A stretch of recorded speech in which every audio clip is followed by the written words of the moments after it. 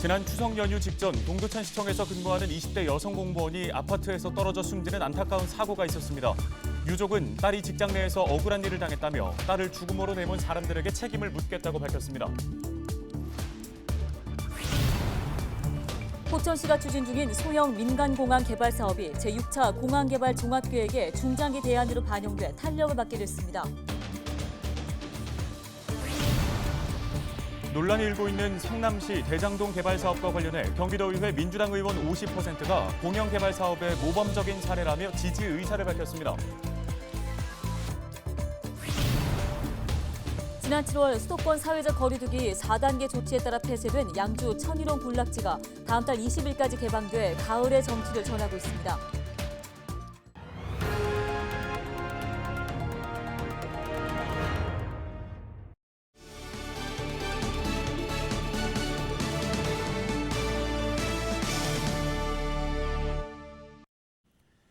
여러분 안녕하십니까? 헬로티비 뉴스입니다. 지난 추석 연휴 직전 동두천시청에서 근무하는 20대 여성 공무원이 아파트에서 떨어져 숨지는 안타까운 사고가 있었습니다. 이 공무원의 유족은 딸이 직장 내에서 억울한 일을 당했다며 딸을 죽음으로 내몬 사람들에게 책임을 묻겠다고 밝혔습니다. 이지훈 기자가 취재했습니다. 숨진 20대 여성 공무원 A씨가 살던 아파트입니다. A씨는 지난 16일 오전 7시쯤 이 아파트 15층에서 투신했습니다. 주민 신고를 받은 119 구급대가 A씨를 급히 병원으로 이송했지만 끝내 숨졌습니다. 호흡 맥박 없는 상태고 무의식이고 떨어지시자마자 A씨는 숨지기 직전 가방 훼손 사건으로 경찰 조사를 받은 것으로 알려졌습니다. A씨와 같은 부서에서 일하던 B씨가 자신의 명품 가방을 훼손한 범인을 찾겠다며 경찰에 수사를 의뢰한 겁니다. B씨는 점심시간 잠시 자리를 비운 사이 가방이 칼로 찢겨져 있는 것을 발견했다고 경찰에 밝혔습니다. 사건 관계되신 분들 불러가지고 오셔가지고 이제 확인한 그 단계예요, 지금은. 이 즈음 숨진 A씨가 여동생과 나눈 카톡 대화입니다. A씨는 동생에게 자신이 칼쟁이가 된 것 같다며 기분이 안 좋다고 말합니다. 언니가 그랬냐는 물음엔 내가 왜 하냐며 어이가 없다고 합니다. 사과해라. 네가 인정하고 사과해라. 울면서 사과해라 그러더래요.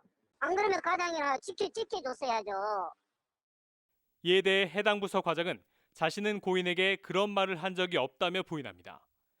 한편 B씨는 사건 직후 자신의 SNS에 가방을 훼손한 범인이 누구인지 안다라며 조롱하는 글을 올렸습니다. B씨가 범인으로 지목한 사람은 누굴까?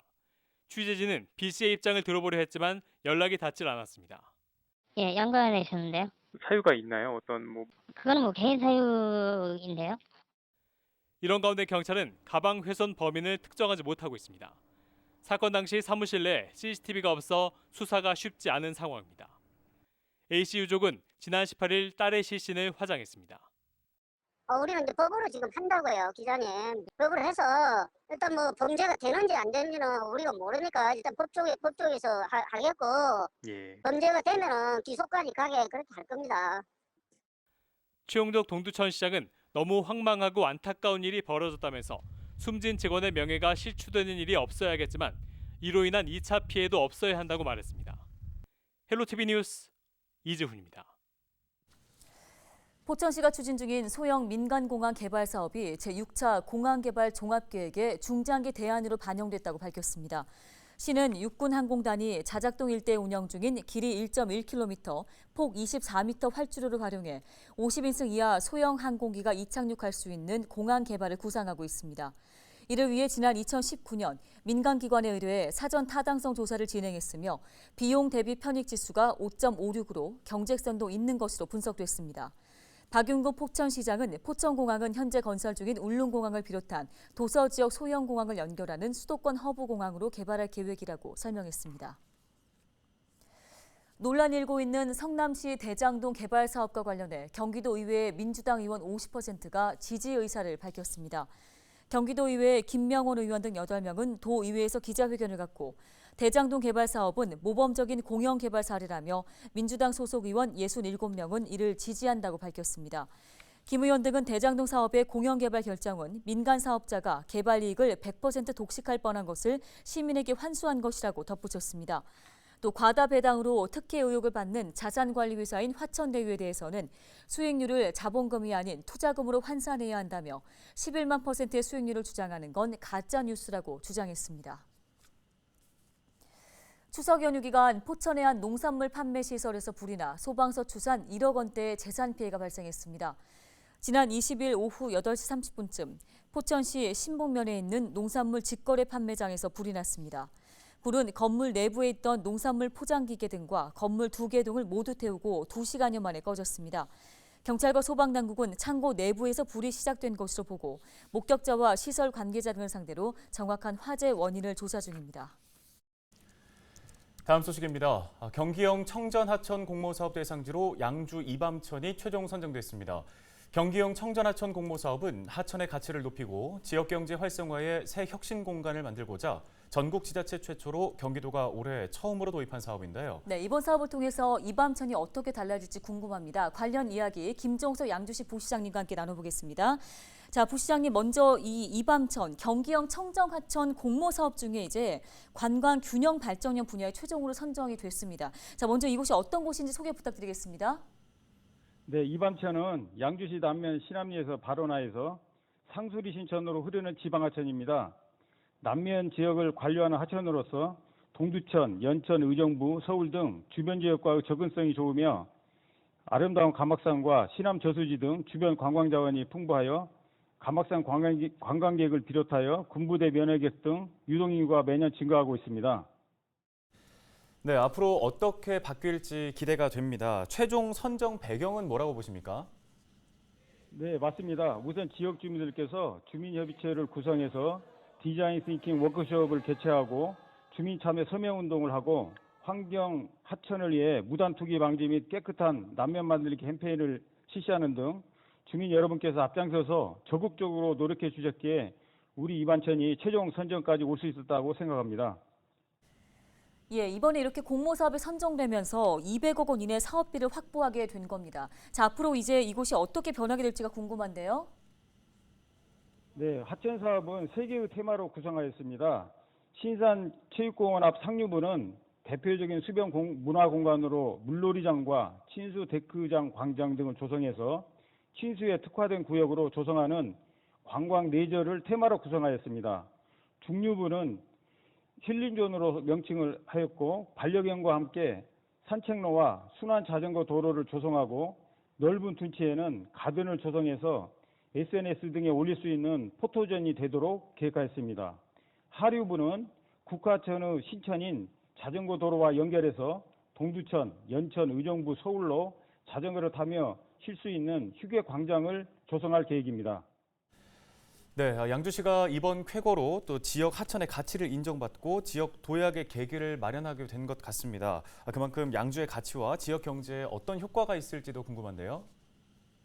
네, 이번 사업을 계기로 관광, 체험, 휴식 등 복합 공간 조성을 통해서 이밤천의 친수성을 강화하고 지역 주민의 생활환경 개선은 물론 주변 지역과 관광 체험의 연계성 있는 사업을 추진해서 군부대 면회객과 유동 관광객을 유치해서 연간 500여 명의 일자리 창출 등 지역경제 활성화에 크게 기여할 것으로 기대하고 있습니다. 네, 오늘 관련 말씀은 여기까지 듣겠습니다. 고맙습니다. 지금까지 김종석 양주시 부시장이었습니다. 네, 다음 소식입니다. 양주시가 천일홍 군락지인 나리공원을 다음 달 20일까지 개방합니다. 나리공원은 지난 7월 수도권 사회적 거리두기 4단계 조치에 따라 폐쇄됐는데요. 지난 15일부터 하루 관람 인원을 9,000명으로 제한해 인터넷 사전 예약을 통해 나리공원을 무료로 관람할 수 있도록 했습니다. 관람을 희망하면 양주시 홈페이지를 통해 예약하면 별도의 대기 시간 없이 휴대전화 예약 확인 화면으로 바로 입장할 수 있습니다.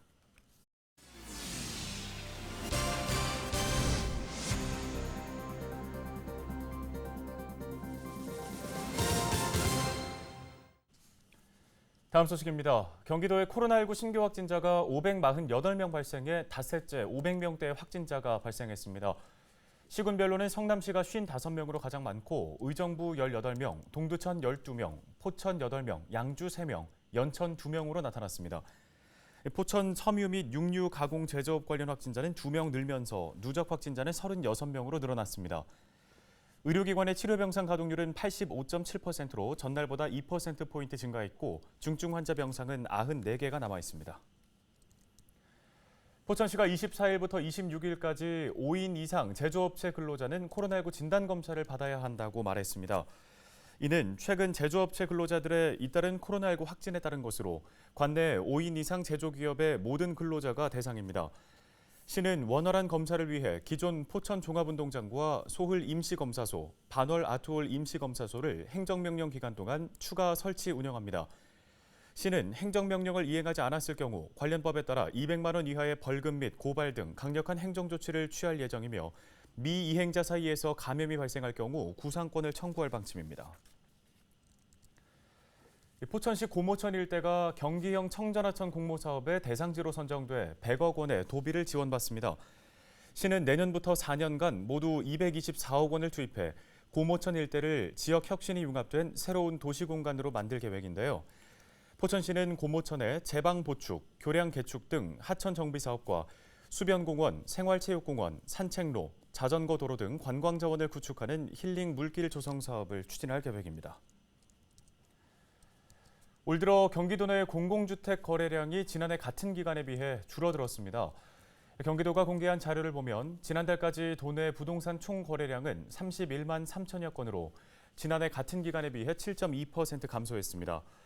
특히 공공주택의 경우 지난해 20만 9천여 건에서 올해에는 15만 8천여 건으로 24% 넘게 줄었습니다. 지역별로는 과천시가 519건으로 가장 적은 거래수를 기록했고 가장 많은 거래량은 화성시로 3만 2천여 건이었습니다.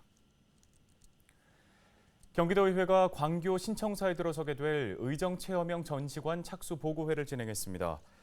착수보고회에는 자문단장을 맡은 남종섭 의원 등이 참석했고 그동안의 추진 내용과 향후 계획을 논의하는 시간으로 마련됐습니다. 현재 가칭으로 사용되고 있는 라키비움은 도서관, 아카이브, 박물관의 합성어로 도서관 기능이 있는 박물관을 뜻합니다. 도의회는 첨단 정보통신 기술을 통해 다양한 주제의 전시 콘텐츠를 구성하고 도민이 직접 체험할 수 있는 의정체험형 전시관을 목표로 준비하고 있습니다. 경기도의회는 의정체험형 전시관이 민생 중심의 전시 공간으로 조성될 수 있도록 노력하겠다며 앞으로 명칭 공모 심사를 통해 라키비움의 정식 명칭을 정한다고 말했습니다. 경기도의회가 정말 새로운 어떤 리더로 대한민국을 이끌고 갈 수 있는 그러한 산실이 될 수 있도록 여러분들께서 좀 잘 협조를 해주시고 이끌어 주셨으면 한다라는 그런 말씀을 좀 드립니다. 경기도 배달특급 누적 거래액이 600억 원을 넘어섰습니다. 경기도 주식회사는 추석 연휴 기간인 지난 19일 기준 배달특급의 누적 거래액이 601억 원을 기록했다고 밝혔습니다. 이는 지난 8월 누적 거래액 500억 원을 돌파한 이후 한 달이 채 지나기 전에 거둔 성과인데요. 전체 회원 수도 53만 4천 명으로 늘었고 누적 주문 수도 236만 건을 돌파했습니다. 경기도가 다음 달부터 소와 염소 등 우재류 가축에 대한 구제역 백신 접종을 실시합니다. 접종 대상은 8천여 농가 51만 5천여 마리입니다. 백신 비용은 소 50마리 미만 사육 농가는 시군에서 일괄 구매해 무료로 배부하며 50마리 이상 전업 규모 농가는 50%를 지원합니다. 접종을 희망하는 농가는 읍면동 사무소에 신청하면 수의사가 방문해 예방접종을 지원합니다.